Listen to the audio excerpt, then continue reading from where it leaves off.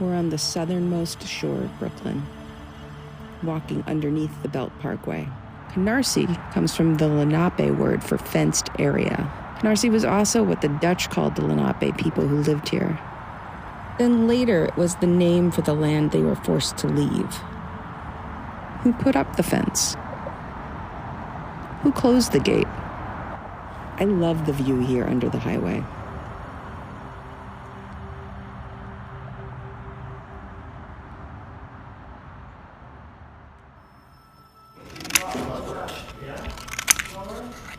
My name is Sarah Nicholls. I am a printmaker, an artist book publisher, and writer.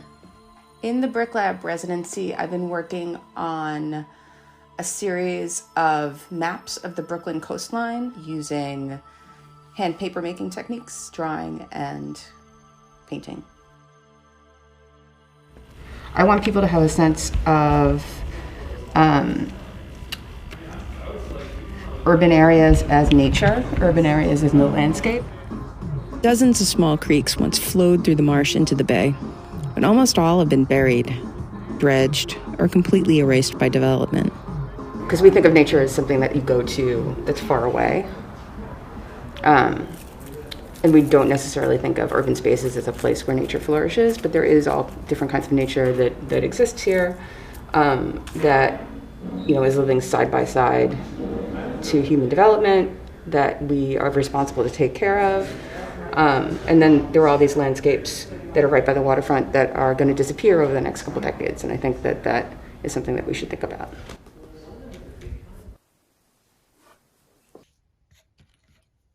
The thing about letterpress is that for hundreds of years, sort of the first sort of really accessible kind of reading material in the West was the pamphlet.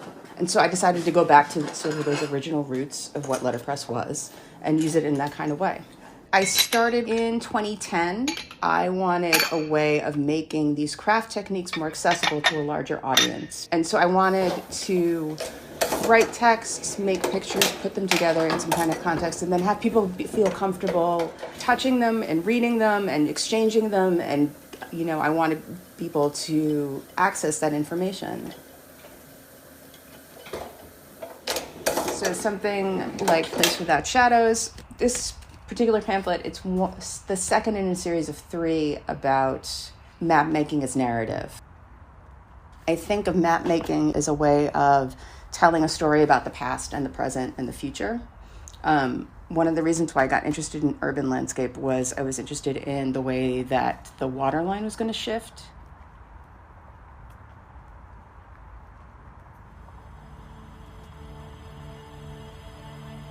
I started doing walks as sort of an extension of the pamphlet series a few years ago. If I was going to write about a specific place and I was living near that place, why not take some of the people that I knew to that place so that they could experience it firsthand?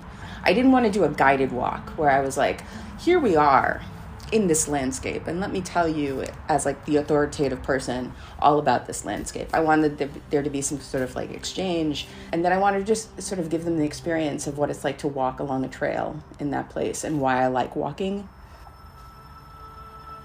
I forget that those places aren't necessarily immediately beautiful to people. Like I stumble upon a landscape like that, and that's my favorite kind of landscape, honestly, where you have sort of the built environment, and you have the natural environment, and you have water, and you have land, and they're all sort of interacting. That's sort of my ideal landscape, actually.